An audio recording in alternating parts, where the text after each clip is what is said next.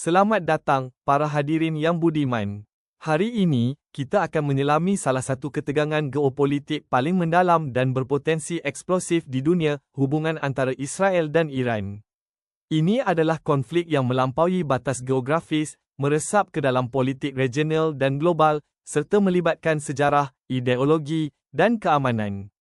Kedua negara ini memiliki pandangan yang sangat bertolak belakang mengenai masa depan Timur Tengah, dan eskalasi antara mereka memiliki implikasi serius bagi perdamaian dan stabilitas.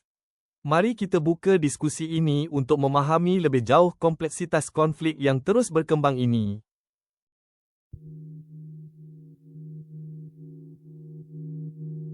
Moderator, hadirin sekalian, ketika kita berbicara tentang hubungan Israel dan Iran, kita berbicara tentang ancaman eksistensial yang nyata. Rezim di Teheran bukanlah aktor rasional biasa. Ini adalah rezim teokratis yang secara eksplisit menyatakan keinginan untuk menghancurkan Israel, menyebutnya tumor kanker yang harus dilenyapkan. Mereka mendanai dan mempersenjatai kelompok-kelompok teror seperti Hizbullah di Lebanon dan Hamas di Gaza, yang secara terus-menerus melancarkan serangan roket dan ancaman terhadap warga sipil Israel. Lebih dari itu, ambisi nuklir Iran adalah bahaya terbesar bagi stabilitas regional dan global.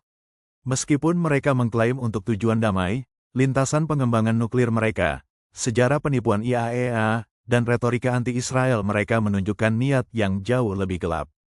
Sebuah Iran dengan senjata nuklir adalah mimpi buruk bagi Israel, bagi negara-negara Arab Sunni moderat, dan bagi seluruh dunia. Ancaman Iran tidak hanya retorika, itu adalah jaringan teror, program rudal balistik, dan ambisi nuklir yang harus dihentikan demi keamanan Israel dan perdamaian di kawasan. Israel memiliki hak untuk membela diri dari ancaman yang nyata dan terus-menerus ini. Terima kasih, Israelis, atas pandangan yang menekankan ancaman eksistensial dari Iran. Sekarang, Iranians, argumen pembuka Anda dari sudut pandang Iranians.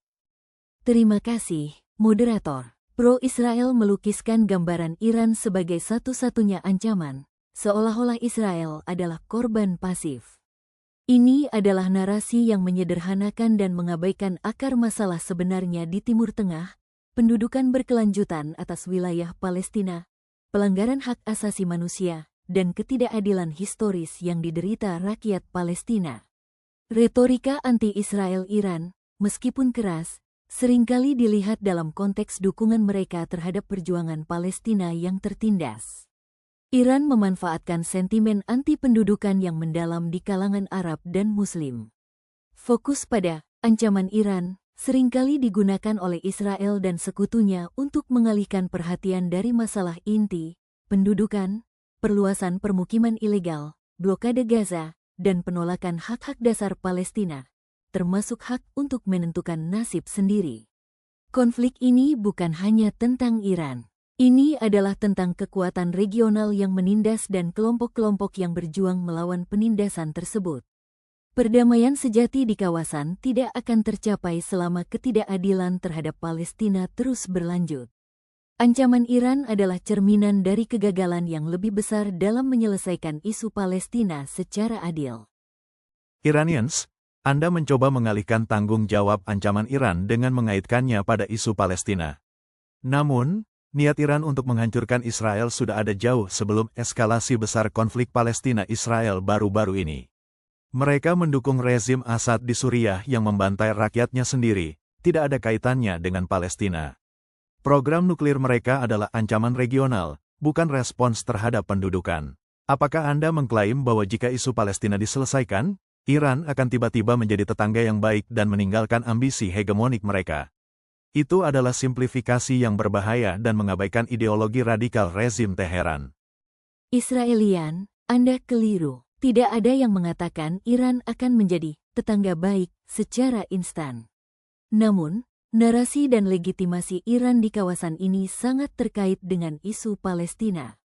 Ketika Anda memiliki jutaan orang yang hidup di bawah pendudukan, di penjara terbuka seperti Gaza, wajar jika ada kekuatan regional yang memanfaatkan penderitaan ini untuk tujuan geopolitik mereka sendiri.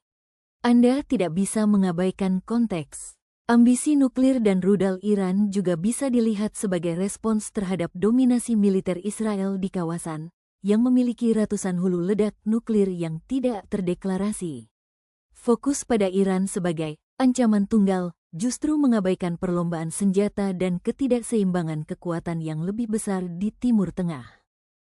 Israelian, jika kekhawatiran utama Israel adalah keamanannya, mengapa terus memperluas pemukiman di tepi barat, yang secara internasional dianggap ilegal dan secara eksplisit menghancurkan kemungkinan solusi dua negara? Mengapa blokade Gaza masih berlangsung, yang menciptakan krisis kemanusiaan parah dan radikalisasi?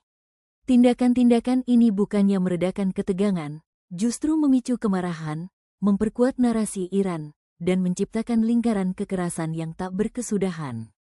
Bukankah prioritas keamanan Israel harusnya sejalan dengan keadilan dan hak asasi manusia untuk semua? Iranians, pemukiman adalah isu kompleks yang selalu menjadi bagian dari negosiasi masa depan, bukan akar masalah eksistensial. Mengenai Gaza, blokade itu adalah respons yang diperlukan terhadap pemerintahan Hamas, organisasi teroris yang bersumpah untuk menghancurkan Israel dan secara terus-menerus melancarkan serangan roket. Jika Hamas meletakkan senjatanya dan mengakui Israel, tidak akan ada blokade. Fokus pada tindakan Israel sebagai pemicu utama mengabaikan agresi terus-menerus oleh kelompok-kelompok yang didukung Iran. Israel adalah negara berdaulat dengan hak untuk melindungi warganya. Kami tidak bisa menunggu Iran atau proksinya menjadi ancaman yang lebih besar. Hadirin sekalian, narasi yang mengaitkan ancaman Iran sepenuhnya pada isu Palestina adalah pengalihan perhatian yang berbahaya. Iran adalah kekuatan revolusioner yang memiliki agenda hegemonik sendiri, didukung oleh ideologi ekstremis, program nuklir yang ambisius, dan jaringan proksi teroris yang mengancam bukan hanya Israel, tetapi juga negara-negara Arab dan Barat. Israel menghadapi ancaman yang jelas dan nyata dari rezim yang secara terbuka menyatakan niatnya untuk menghapus Israel dari peta. Hak Israel untuk membela diri dan melindungi rakyatnya adalah mutlak. Keamanan dan stabilitas di kawasan menuntut dunia untuk serius menghadapi agresi Iran ini, tanpa mengaburkan ancaman sebenarnya. Israelis terus mengisolasi Iran sebagai ancaman tunggal, mengabaikan ketidakseimbangan kekuatan di kawasan dan peran pendudukan Israel yang sedang berlangsung dalam memicu ketidakstabilan. Tidak ada perdamaian abadi di Timur Tengah jika ketidakadilan terhadap Palestina terus menjadi luka yang menganga. Retorika Iran, sejauh manapun, adalah produk dari konteks regional di mana satu kekuatan mendominasi dan menindas. Kita tidak bisa berharap Iran akan berubah jika akar penyebab kemarahan dan frustrasi, yaitu pendudukan dan pelanggaran hak asasi manusia Palestina, terus diabaikan. Prioritas seharusnya adalah keadilan bagi Palestina, yang akan mengurangi legitimasi kekuatan ekstremis dan membuka jalan bagi perdamaian sejati bagi semua pihak di kawasan.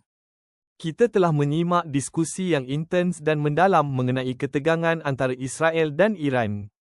Terlihat jelas bahawa ini adalah isu yang syarat dengan sejarah, kepentingan keamanan dan pertaruhan ideologis yang tinggi.